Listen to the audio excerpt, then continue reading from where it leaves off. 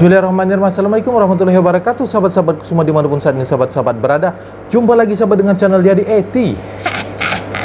Baik sahabat, di kesempatan kali ini saya menanggapi beberapa komentar sahabat-sahabat semua tentang pemeliharaan ikan mas koki. Sebetulnya sudah ada sih kontennya yang lama-lama juga sudah ada tentang bagaimana sih memelihara ikan mas koki bagi kawan atau sahabat-sahabat pemula agar ikannya tetap bertahan hidup dan sehat begitu ya. Namun ini ada juga banyak yang mengeluhkan akan kematian ikan-ikannya. Oke, kita kulitilah, kita bahas tentang intro dulu.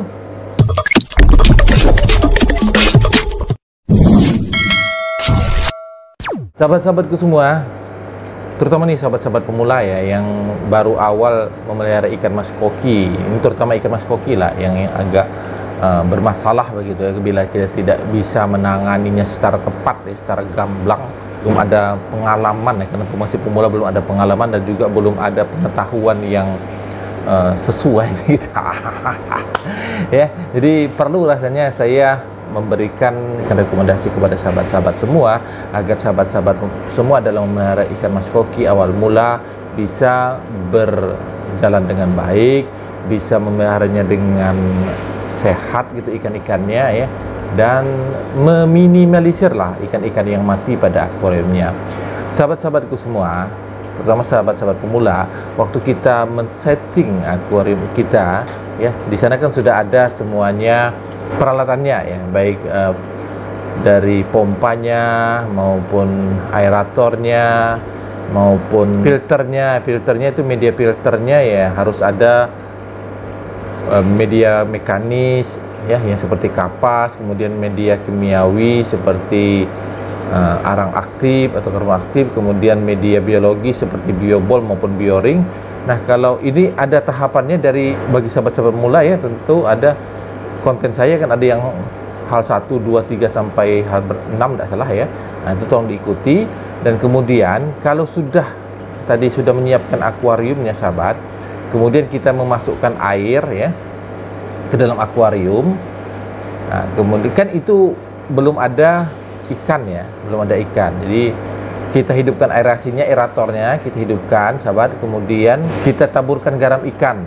Ini taburkan garam ikan ini boleh ditaburkan waktu ikannya belum ada atau ditaburkan ikannya nanti setelah ada di akuarium, boleh saja itu Jadi kita taburkan garam ikan sahabat.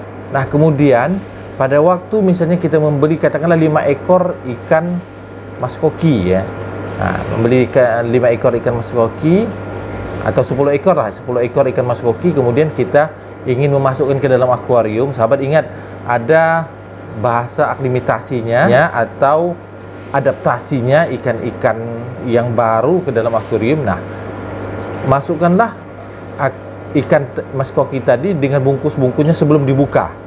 Masukkan ke dalam akuarium ini biar mengambang dari situ. Biarkan sekitar 20 menitan 20 menitan. Kemudian setelah 20 menit baru sahabat buka. Kemudian masukkan air dari akuarium ini ke dalam plastik tadi. Kemudian dibiarkan lagi sekitar 15 menit lah Nah, dibiarkan lagi. Kemudian barulah nanti sahabat setelah selesai, setelah 15 menit ikannya diserok, baru dimasukkan. Nah, kalau belum menaburkan garam ikan tadi, taburkan garam ikan sesuai dengan takaran Kalau misalnya 1 meter itu sudah ada kontennya, silakan sahabat tonton Jadi katakanlah 1 sendok makan menggunung atau 1 sendok makan menggunung atau 1 sendok setengah makan menggunung. Setelah dimasukkan sahabat, kemudian kalau ada methylen blue boleh pakai methylen blue biar mengantisipasi segala macam penyakit. Teteskanlah sesuai dengan takaran juga berapa ukuran akuariumnya sahabat.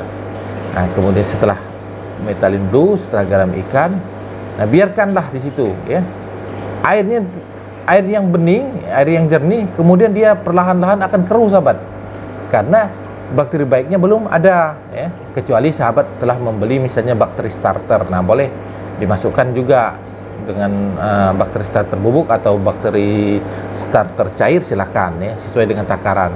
Nah, katakanlah kalau sahabat tidak atau belum memiliki atau belum membeli bakteri starter, tidak apa-apa, kita tunggu. Tapi yang penting ikannya sehat, tidak mati. Jadi setelah dimasukkan ikan-ikan, kemudian dia airnya akan keruh. Jadi yang jernih tadi akan perlahan-lahan keruh. Nah, biarkan keruh sahabat, tidak masalah ya. Tapi besoknya setelah keruh, ini kan keruh kan, besoknya sahabat buang lagi airnya 30% ya, 30% dari volume air akuarium.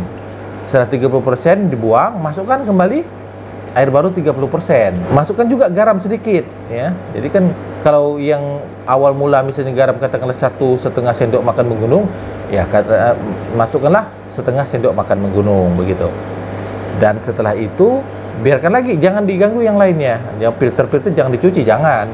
Nah, kemudian setelah masukkan itu ya, setelah dimasukkan garam, 2 hari kemudian masih keruh, dia masih keruh, kemudian sahabat kuras lagi ya, 30 kah 40% kah boleh, tambahkan lagi garam sahabat ya.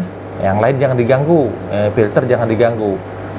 Dan kemudian 1 minggu, katakanlah 1 minggu lebih, nah kuras lagi sekitar 50%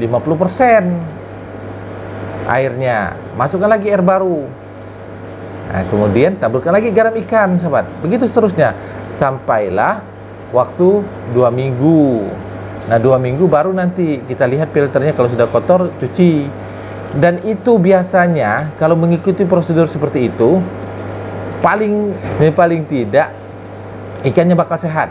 Kemudian kematian pada ikan ya mungkin adalah 1 misalnya ya, tapi tidak sampai sebagian besar ikan itu, katakanlah 10 ekor tidak akan misalnya sampai 8 mati, tidak ya.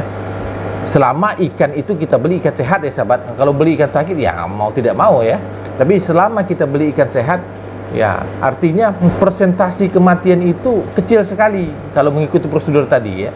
Jadi yang pertama kuncinya sahabat-sahabat pemula, memelihara ikan mas koki itu artinya kita juga memelihara air. Jadi pastikan air di dalam akuarium itu sehat. Sekali lagi, pastikan air di dalam akuarium itu sehat sehingga ikannya juga nanti sehat.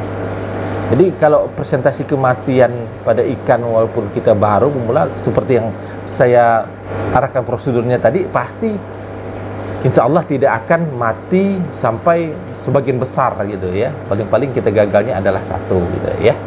Itu ya sahabat-sahabat pemula ya. Jadi ikuti cara-caranya seperti ini, kemudian tonton lagi konten-konten saya ya. Jadi insya Allah keberhasilan untuk memelihara ikan mas koki sebagai pemula itu insya Allah berhasil, dan persentasi kematian ikan mas koki itu sangat kecil ya gitu ya.